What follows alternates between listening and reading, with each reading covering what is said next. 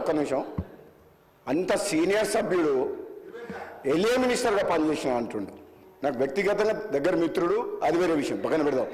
కానీ on record మైక్లో ఒక సభ్యుని యూజెస్ ఫిలోనని అధ్యక్ష అంటే మీరు ఏంది అంటే మీరు ఈ అసెంబ్లీ తెలంగాణ ఇచ్చిన కాంగ్రెస్ పార్టీ ప్రజలు ఆశీర్వదించి మీ ప్రభుత్వాన్ని చక్కగా ముఖ్యమంత్రి గారి నాయకత్వంలో మా డిప్యూటీ సీఎం నాయకుడు మంచి పనులు చేస్తుంటే మీకు జీర్ణించుకోలేదు. ఏం మాట్లాడాలి?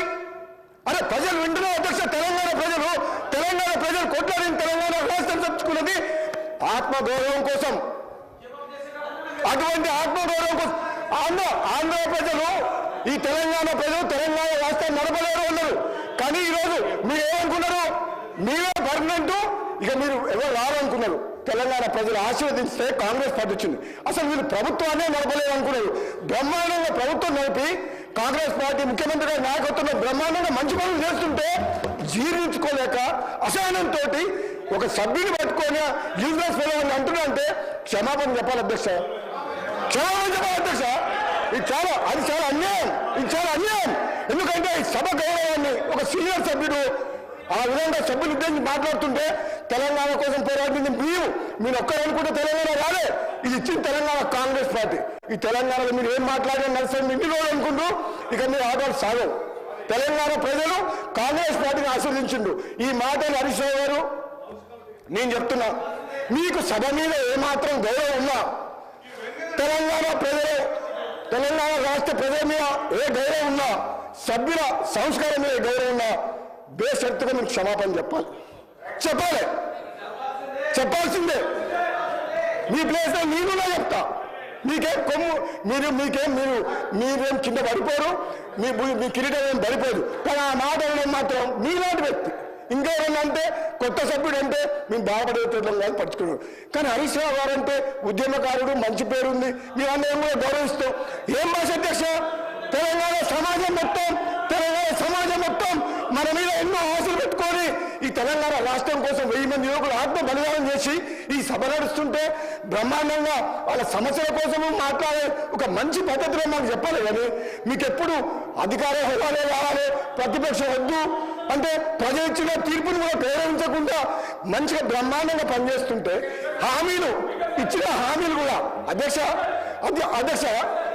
గౌరవ ముఖ్యమంత్రి గారు రేవంత్ రెడ్డి గారి నాయకత్వంలో ఈరోజు ఇచ్చిన హామీలు కూడా ఒకరి తర్వాత ఒకటి అంటే ఉచిత బస్సు చేయడం తప్ప, రైతులకు రుణమాఫీ చేయడం తప్ప, కరెంటు చేయడం తప్ప, మన బడి పిల్లలకు మెస్సార్లు పెంచడం తప్ప ఇన్ని మంచి పనులు చేస్తుంటే వీళ్ళ కడుపుల మంట జీర్ణించుకోలేక ఈ విధంగా మాట్లాడుతున్నారు. ఇది అన్యాయం అధ్యక్ష. ఇది క్షమించాలని చేయడం.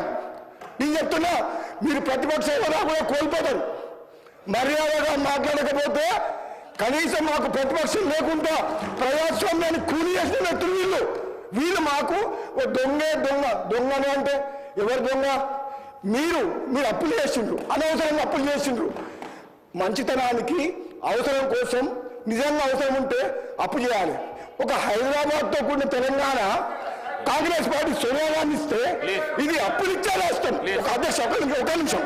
ఇది హైదరాబాద్తో కూడిన తెలంగాణ అంటే మిగతా రాష్ట్రాలకు అప్పులు ఇచ్చే రాష్ట్రాన్ని అప్పుల పాలు చేసి అడుక్కునేటట్టు చేసి సర్పంచులకు బిల్లులు చేయలేని దౌర్భాగ్యులు.